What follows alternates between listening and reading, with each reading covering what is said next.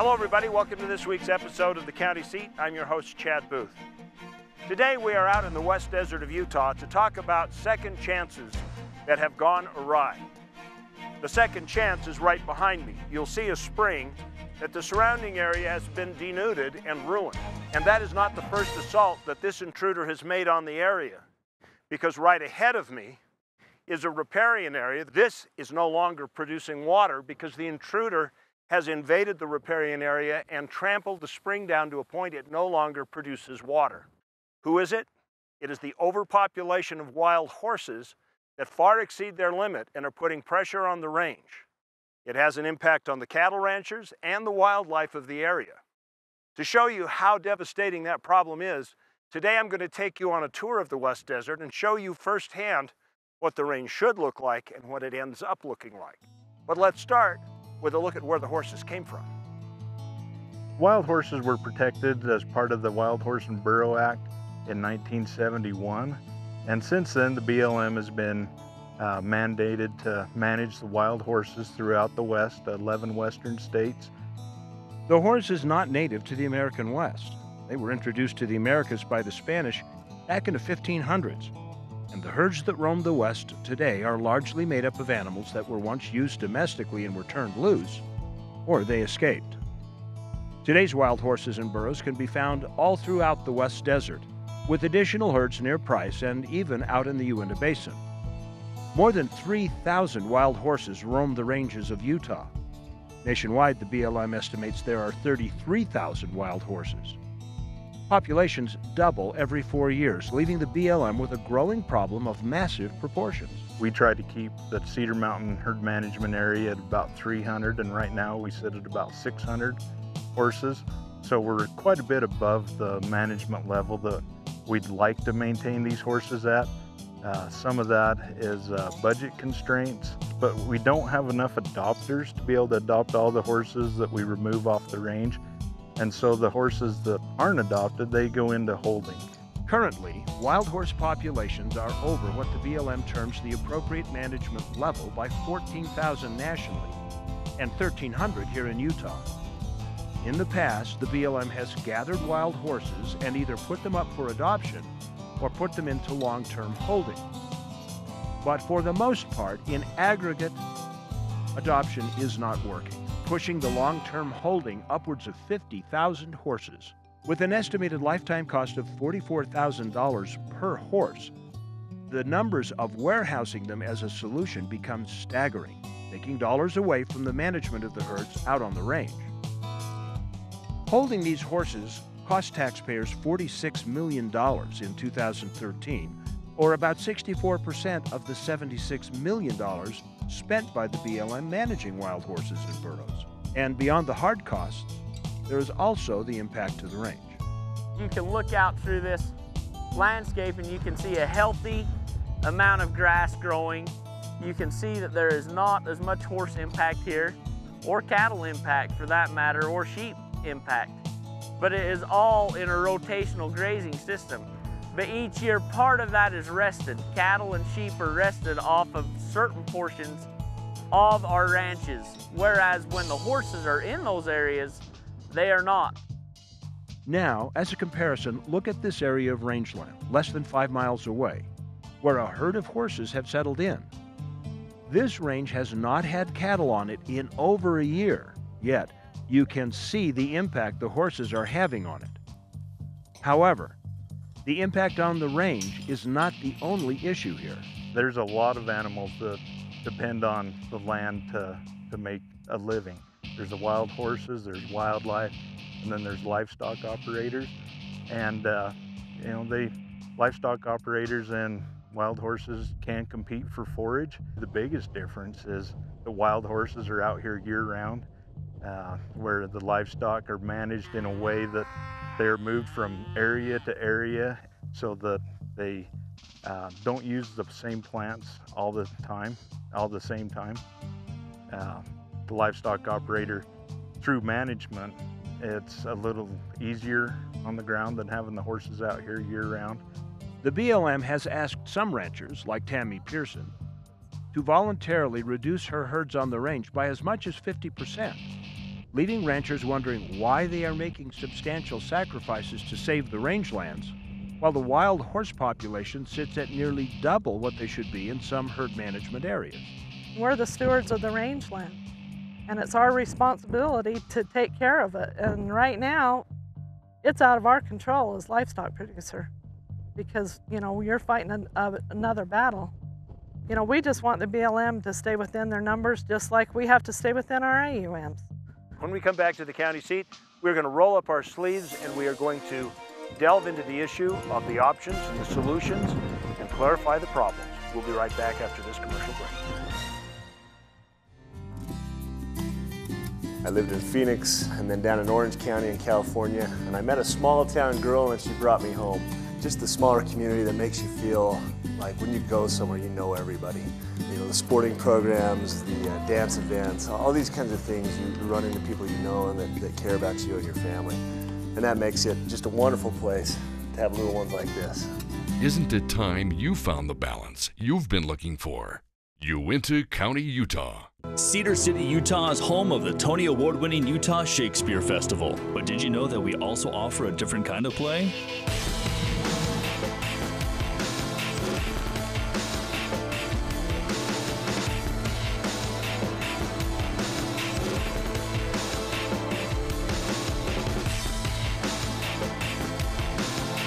Escape the gray.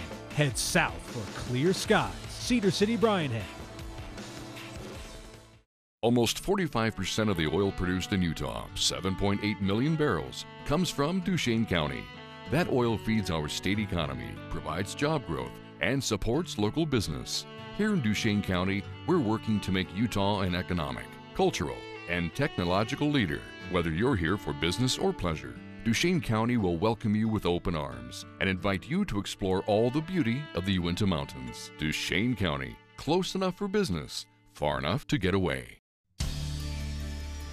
Welcome back to the county seat. Our topic today is talking about wild horses in the western part of the state, their impacts on the rangeland and the communities out here. We're going to first take a little time to identify what the problem is.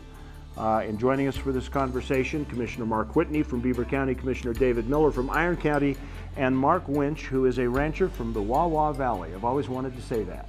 Well, you should come on out, Chad. It sure is a beautiful area. Well, I've been out on the ATV trails on the Wawa Mountains, so Well, that's good. That's good. I know what the terrain looks like out there. Good. Let's start in just asking the question: where do these horses come from?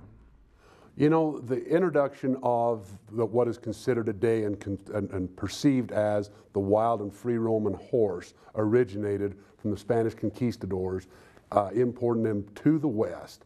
A Spanish barb was the horse. But over the years, they've evolved to where horses have either escaped from captivity of ranchers, gone into them. Over the years, they've gone away to where the idealism that people think is the wild and free roaming horse is really not. If they went in and done the DNA test, they'll find that there's a horse out there that is not the original Spanish barb, but that's wild. That's why they keep reintroducing more into them and trying to get them to where they're not so crossbred and inbred and trying to take them away. And this is creating a problem. Well, wait a minute. Let me understand. We have a problem of too many horses on the range. But you're telling me the BLM is introducing more horses on the range to try and clean up the horses? They are, absolutely. How does that work? They're trying to make a marketable horse. Their philosophy is they gather these horses and take them to local auctions to sell them, and they're finding out because some of them are so inbred and they're not the original true horses, they're bringing in a new variety and introducing studs and mares to get him to crossbreed so that they can try to get a marketable horse. But I thought there was a conversation going on about sterilization and birth control for the horses out on the range, and yet they're bringing in new ones to breed. That this is the case, and they're way over allocating the lands and those ranges with the horses. And one of the challenges, if I could weigh in, is the fact that, and why we're taking a particular interest in the counties, is because there's a lot of ranchers who have allotments to be able to run their herds, and they're being requested and in fact kind of pressured to reduce the amount of animals that they run on the range land as a result of the overpopulation of these wild horses and burros. And so the challenge is that the management, the public management sector, BLM, is saying, we've got this situation where the rangeland can't handle all of the animals, and so instead of reducing their levels down to what is called the appropriate management level, that's actually by law something that they need to do, they're asking the ranchers to get in and cut their allotments down, which impacts their grazing rights. These are private property rights. We need to stand up for those private property rights as counties and as commissioners and as legislative bodies, and that's important to us. So let me redirect this question to you, Mark. Sure, Chad. As a rancher out there, you have to share the rangeland with the horses. We do share the rangeland with the horses, that's correct, and they have a certain number of animals that they are supposed to run, just as we are supposed to have a certain number of animals that we run. And David, do you know how many over that is? Right now across the range, there's 14,000 horses that are over the AML, or the in excess. Yeah, in excess. So it's a big number. Okay, so you're being asked to reduce your range on the herd. Who maintains that rangeland out there? I maintain the rangeland. I maintain the improvements, the water, the fences, all of those things. So you're being asked to maintain the rangeland, reduce your herd, and provide more for the wild horses and the wildlife, but you're supposed to maintain those improvements for them. Yes, that's correct. We've actually just received a letter this winter asking us to voluntarily reduce our number in one pasture by over 50%, and in the summer pasture we've already done that by more than 50%, and there's just more and more horses, and we have less and less feed. How many head does that reduce, and what kind of a dollar number is that for you? How many total head? Yeah, that would that 50% would reduce me? Mm-hmm. Would be a 50% cut would be 500 head. If you reduce my numbers by 10%, Chad, you've taken all of my income away, because I'm operating on such a small margin to start out with that you're essentially taking my profit from me. Okay, well, great place to take a break. I think we've identified the problem and the severity of it. We'll talk about the options when we come back. Stay with us. We'll be back on the County Seat. How would you spend an extra day in Utah Valley?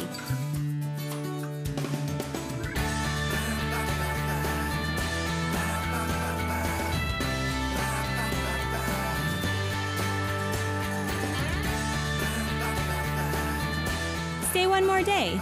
Visit utahvalley.com to make reservations. Utah Valley. Bring everyone together. Have you ever wanted to recreate the world around you? Add some excitement, culture, adventure? Well, there's no need to remake the world when that perfect combination already exists. Just remember 4 words. Welcome to Beaver County.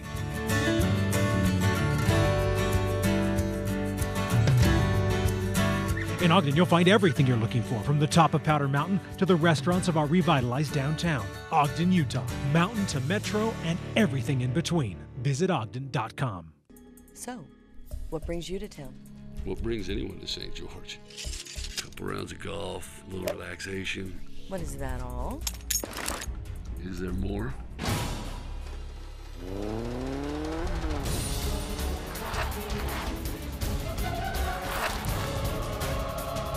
In a retirement community? Should have stuck with the back 9.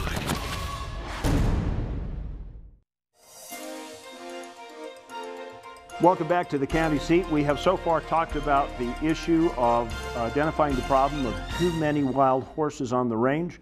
We talked about where they've come from, and now we're going to talk about the options that lie in front of us. Option number 1 is the status quo. Let's get your comments about that, guys. You know, there are a lot of options that we could look at, but really one of the things that I think stands out to me as one of the better options is the fact that the law exists, and those who are charged with managing them need to manage to the law and manage to the act. And what to do with the excess numbers now, I think that's what we're here to discuss and see what each of us have to say on that. Okay, if we do nothing, what happens? If we do nothing, ranchers across the West will be gone, and the rangeland will continue to deteriorate.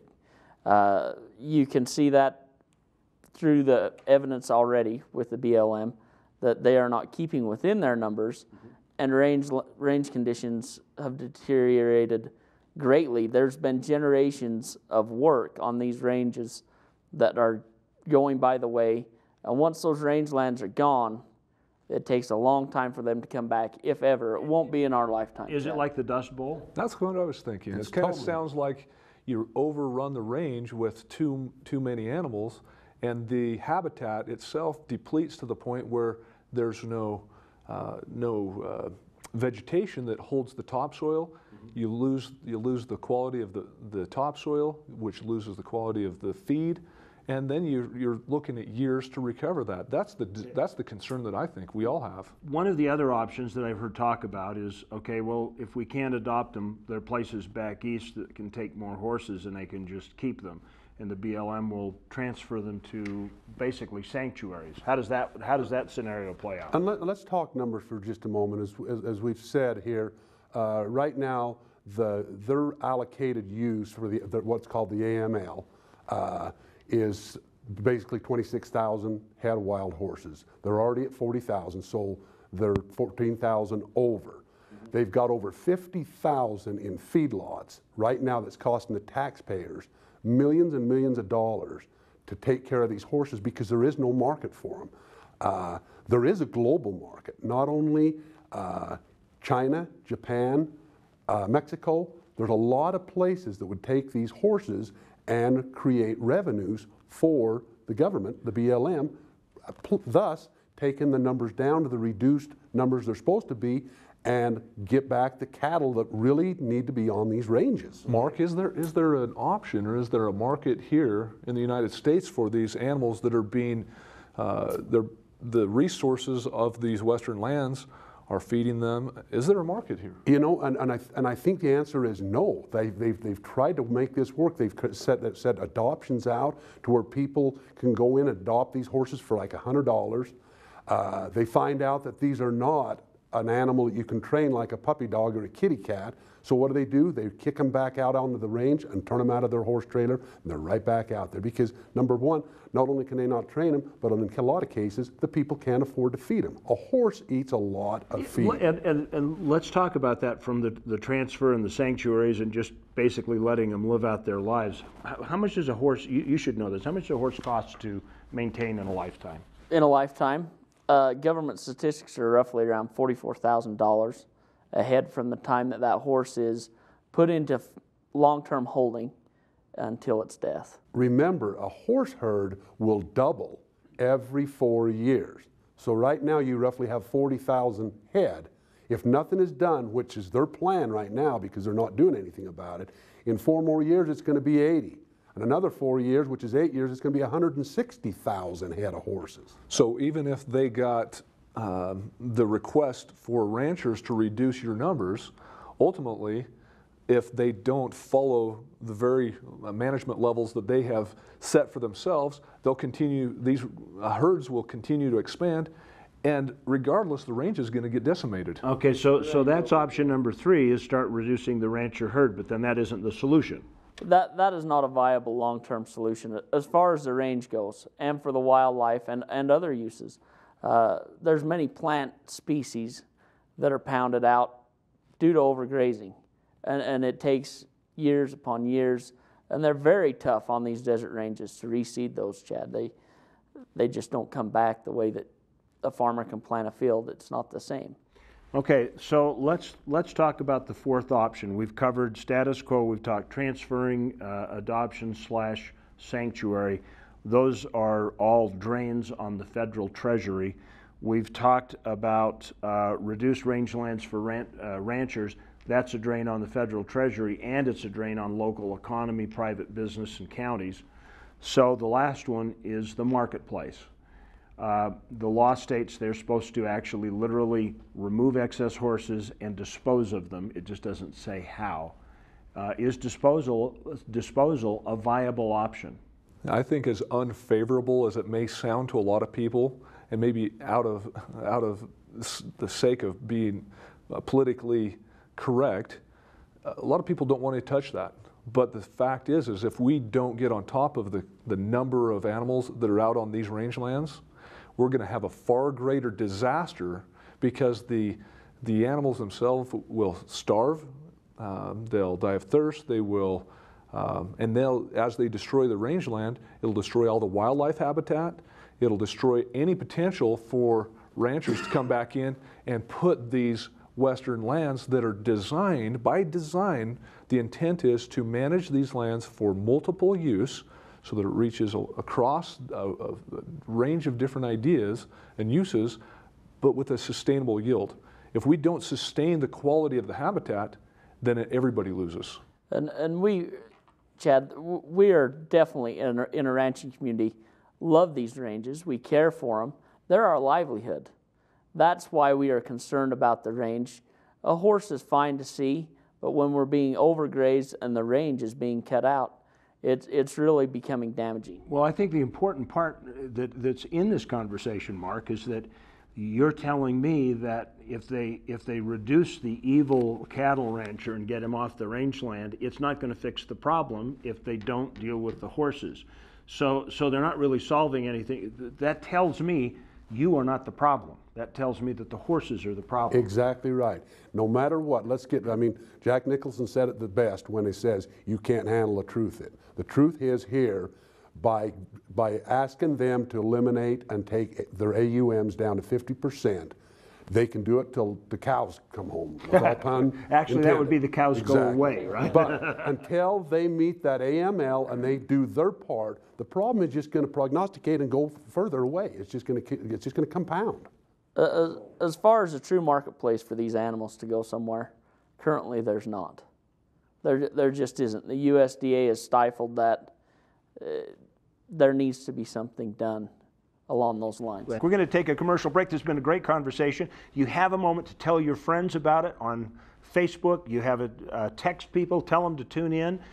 This is a show that is really, really important, and I think this is really good dialogue. Stay with us. We'll be right back after this quick commercial break.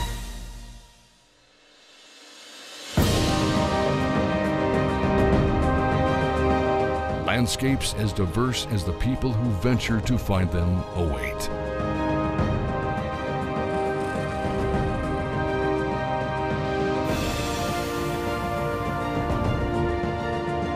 All you have to do is find a place to begin.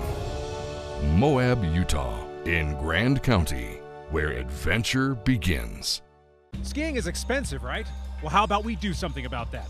Eagle Point, southern Utah's premier resort located right outside of Beaver, Utah, is proud to announce $25 lift tickets all season long. Ski and snowboard Utah's newest resort for the lowest price, and find out why the Point, with its family-friendly staff and great atmosphere, will become your second home. $25 lift passes all season. Go to eaglepointresort.com for eligibility and restrictions. 5 lifts, 40 named runs, 1,500 vertical feet. Endless possibilities. Eagle Point Resort.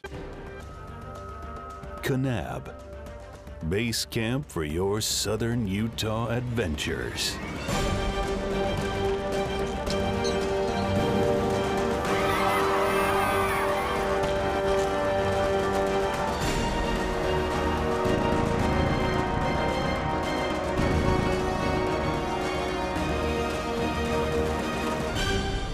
You belong in Kanab.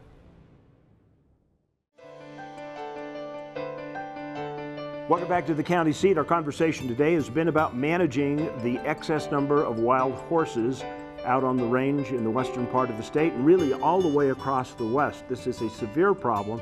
It's led to litigation in Nevada, and it may end up being litigation here in the state of Utah.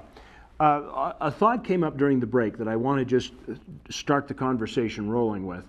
And part of the problem that I see in this conversation is horses are not wildlife. They are not native species. They are introduced either by the conquistadors or they're introduced by ranchers or other people letting them go, and they really aren't part of the ecosystem out there. And I think that's the genesis of the problem, is that the species doesn't fit the range. Would that be a fair statement? And one of the responsibilities that the land managers have of public lands, the Bureau of Land Management, they are charged with a couple of important tasks, and that is to manage the land for multiple use, sustainable yield so that all these things can happen. But in the case of these wild horses, and maybe kind of contrast that with ranchers, the managers, the BLM, they watch and kind of manage what the ranchers do so that they don't decimate the range. So ranchers have to manage their herds. So the ranchers, they manage their herds, and they're incentivized to do it. But there's no incentive for the BLM to manage the very animals that they're charged to oversee, and that's why we see this real conflict that there's 14,000 animals more than there should be on the range. And that is creating a real challenge for everybody, and it's a potential disaster. So how do we fix it, Mark? Well, how we fix it is we've got to play within the numbers. There's a range management plan, or an RMP, that the BLM has for every area across the state and across West. And they're ignoring certain parts of those management plans. And by doing so, they're putting my livelihood and other ranchers' livelihood at stake, all for the sake of a horse. They're also damaging a valuable resource that they will never get back if they continue to do nothing. How to solve the problem is a very complicated question because it's such an emotional issue. Years in the past, horses were sold and shipped to other places. As I said earlier, in today's, there's not a true market for these animals. And the simple answer really is reduce the numbers to the approved and appropriate management levels. It's that simple. Getting there's what's tough. I think the simplest solution, Dave, is to actually follow what's in the act. If they would just go back to the law, if you read the law, there are certain words and things in there that they are mandated to do that are not being followed. And the local BLM agents, they do a really good job to work and try to provide solutions, but oftentimes they're constrained by the Department of Interior and bureaucrats in Washington. And that's where we're frustrated, and that's where we need to get to the bottom of this and solve this problem. They see the problem on the ground, but they've been unable to do something The bottom about line is these are multiple use lands. They need to be managed for multiple use lands, and they need to live to their own act. Thank you for joining us and allowing us to get into your homes today. We invite you to rewatch the program and share it with your friends. You can do that via Facebook. You can make your comments on Twitter. You can always go to our website, thecountyseat.tv. We look for you next week on The County Seat. And remember that county government is the government that's closest to your daily life. Become part of the solution. We'll look for you next week on The County Seat. Thank you.